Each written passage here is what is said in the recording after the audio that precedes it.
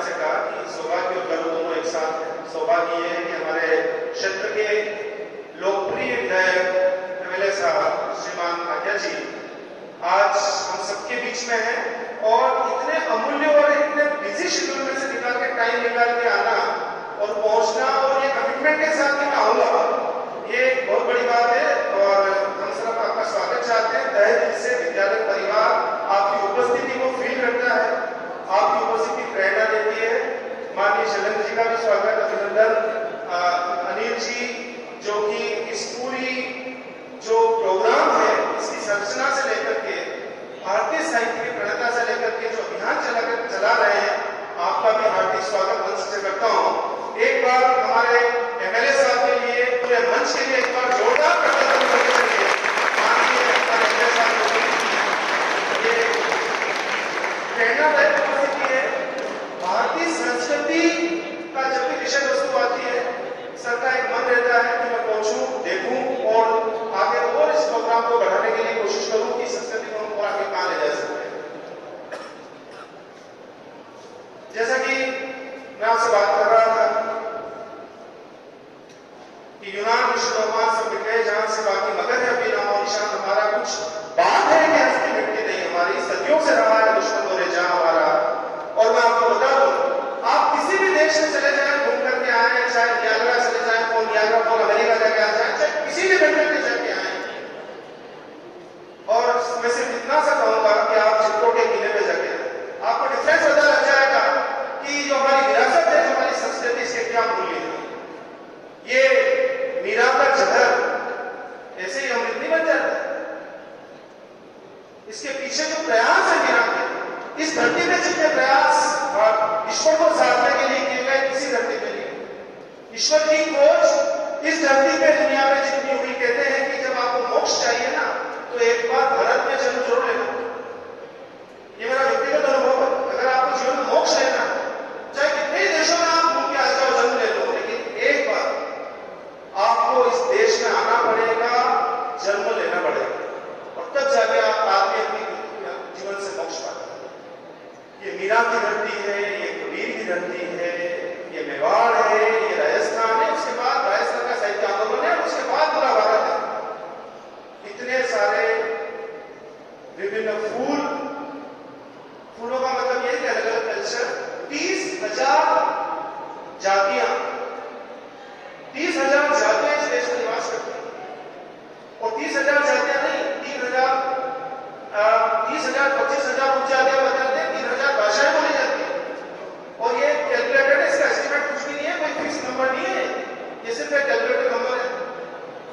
हर थोड़ी सी दूरी पे खाना बदल जाता है, जीवन स्तर बदल जाता है, जीवन शैली बदल जाती है, विचारधारा बदल जाती है, भाषाएं बदलती है। विश्व में इतनी मल्टी डायमेंशनल आपको कल्चर कहीं नहीं मिलेगी जहां इतनी चीजें एक साथ की जाती है।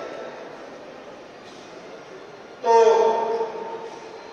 दूसरों को जो मार के खा रहे हैं वो प्रकृति हो सकती है, सब अपना अपना खाएं, ये प्रकृति हो सकती है। लेकिन भारतीय जो होता है अपना भी खाना खाएगा और दूसरों के लिए खाना पैदा करेगा, ये भारतीय संस्कृति हो सकती है। एक बार भारतीय संस्कृति के लिए आप जोरदार ताली बजाइए।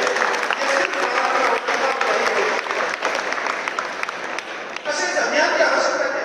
क्या जरूरी है कि अनिल जी इस अभियान को लेकर चले और प्रिंसिपल एमएलए साहब की शिक्षा इस अभियान में करनी पड़े? इसकी वजह यह है कि कुछ समय से हमारे मूल्य थोड़े कम हो रहे हैं, कुछ बाहर की सभ्यताएं हमारे ऊपर थोड़ी ज्यादा हावी होने लगी। और सबसे बड़ी बात, भावुकता तो है, मेरे सामने ध्यान चाहूंगा, लोगों में भावुकता तो है। आज भी लोग काम करना चाहते हैं, लेकिन संवेदनशीलता ज्यादा है। भावुकता की कमी नहीं है बच्चों में, माओ में, पिताओं में, पेरेंट्स में, किसी में भी नहीं। हर आदमी कहता है नहीं ऐसा होना चाहिए, वैसा होना चाहिए, लेकिन हम उतने संवेदनशील हमारी संस्कृति को लेकर अब नहीं रहे जितने होने चाहिए। हमें संवेदनशीलता बढ़ानी पड़ेगी।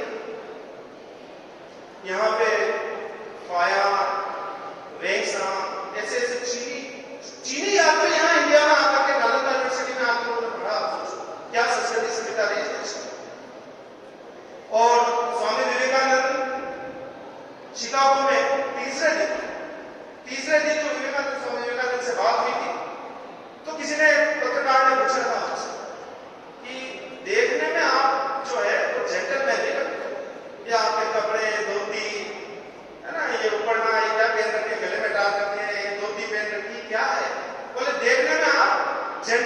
लगते हैं। तो विवेकानंद ने एक बात कही, a Britisher once asked Vivekananda, do not like this like little man. Then Vivekananda that time replied, क्या था विवेकानंद? उन्होंने कहा कि मेरे देश में कपड़ों से महापुरुष निकलते हैं, मेरे देश में चरित्र से महापुरुष बनते हैं, और आप इससे मेरा आकलन मत करो कि मैंने क्या पहन रखा है। और जब उन्होंने स्पीच देना शुरू की, 24 घंटे तक सिर्फ एक विषय में बोले, और टॉपिक क्या था? जीरो। केवल जीरो पे शुरू थे शिकागो में जो भाषण, 3 दिन तक विवेकानंद 72 घंटे बताते हैं कि लगातार वो बोलते रहे, जब भी ब्रेक हुआ फिर आया फिर बोलते, और शून्य से ईश्वर को कनेक्ट कर दिया। और वहां लिखा हुआ था मंच पे, गॉड इज नोवेयर। जब शिकागो में वो गए तो मंच में लिखा था गॉड इज नोवेयर। उन्होंने क्या किया? डब्ल्यू उठाया, किसका? वेयर का। वेयर का डब्ल्यू उठाया, नो के साथ रख दिया, और मीनिंग क्या हो गया? God is now here. ईश्वर अभी यही है। ये भारतीय संस्कृति है जो ईश्वर को जन्म देती है, विचारधारा के साथ ईश्वर को पैदा करती है। और इस संस्कृति ने कभी हार नहीं मानी। जब जब दबाया गया तो अच्छे तरीके से बाहर आई। और ये संदेश है कि फैसला होने से पहले तुम कभी ना हार मानो। जब कभी जीता नहीं है, तुम अभी हारे नहीं हो, कभी भी नहीं हारना है। और इस संस्कृति के लोक मंगल के देवता विवेकानंद तो फिर भी वस्त्र में थे।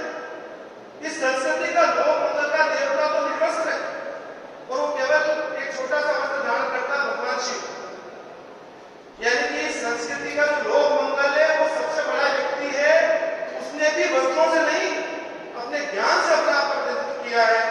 ये हमारी भारतीय परंपरा है।